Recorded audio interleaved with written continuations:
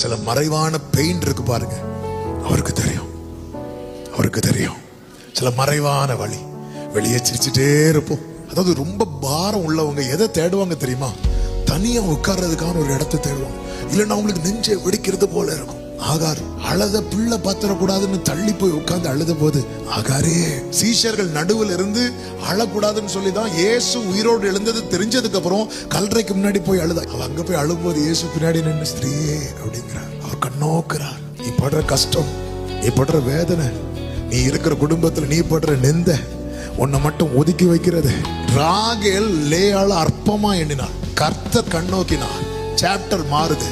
ராகேல் லேயாள் மேல என்ன பட்டா தெரியுமா? பொறாமைப்பட்டா.